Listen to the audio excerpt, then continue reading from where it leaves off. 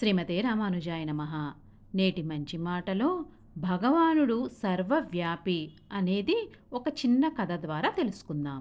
ఒక విద్యార్థి పెద్ద పరీక్షలు అంటే యాన్యువల్ ఎగ్జామ్ సమీపించినప్పుడు తాను గణిత శాస్త్రంలో చాలా వెనకబడి ఉండుట చేత పరీక్ష యందు ఉత్తీర్ణుడగుట కష్టమని తలచి ఆ గ్రామంలో దేవాలయానికి వెళ్ళి అక్కడ స్వామికి నమస్కరించి, ఓ స్వామి, రేపటి దినమున గణిత పరీక్ష, నాకు ఆ విద్యలో ప్రావీణ్యం లేదు, పరీక్ష తప్పితే విద్యార్థి సంఘంలో తలెత్తుకోలేను, ఆ పై చదువులకు కూడా వెళ్ళలేను, కాబట్టి దయుంచి ఆ పరీక్షలో మంచి మార్కులు వచ్చేటట్టు చూడు స్వామి, అలా మంచి మార్కులు వస్తే నీకు పులిహోర చక్కెర పొంగలి నైవేద్యం సమర్పిస్తాను అని మొరపెట్టుకుని వెళ్ళిపోయాడు ఆ విద్యార్థి.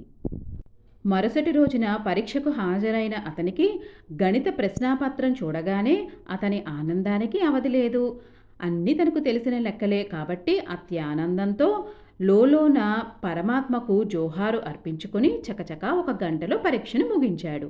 ఇంకా 2 గంటలు వ్యవధి ఉన్నదని, భగవంతునికి సమర్పించవలసిన నైవేద్యానికి కావలసిన వస్తువులు ఆ జాబితాను తయారు చేస్తున్నాడు. అంటే బియ్యం, పప్పు, నూనె, చింతపండు, అలాగే చక్కెర పొంగలికి చక్కెర, పెసరపప్పు, నెయ్యి, జీడిపప్పు, ఇలా ఏవి కావాలో అవన్నీ ఒక కాగితంపై రాసి పెట్టాడు. ఇంతలో అతనికి ఒక ఆలోచన వచ్చింది.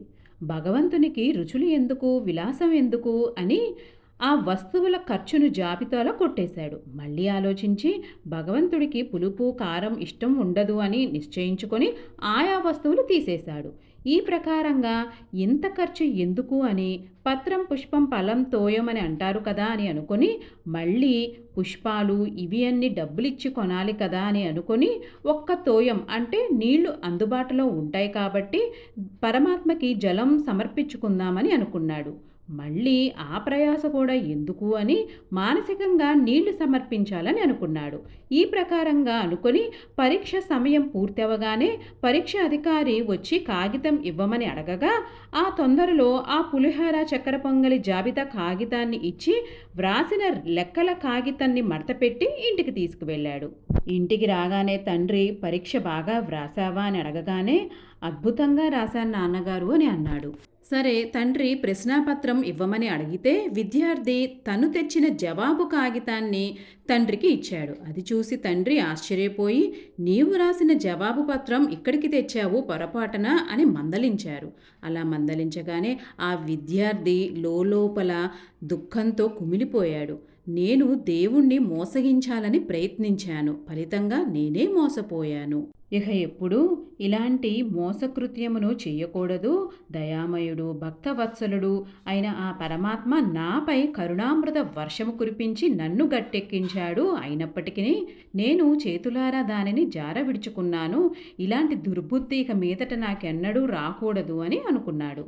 కాబట్టి దీన్ని బట్టి మనం ఏమి తెలుసుకోవాలి అంటే, భగవంతుడు సర్వాంతర్యామి. జీవుల యొక్క ప్రతి సంకల్పము యందు భగవంతుడు ఉంటాడు. భగవంతుణ్ణి ఎవరూ మోసగించలేరు. ఒకవేళ మోసగించాలని ప్రయత్నించినా వారు పతనమైపోతారు. కాబట్టి భగవానుడు సర్వాంతర్యామి అని గ్రహించి మనస్సునందు ఏ దోషము లేకుండా నిర్మలమైన జీవితము గడపాలి. శ్రీమతే రామానుజాయ నమః.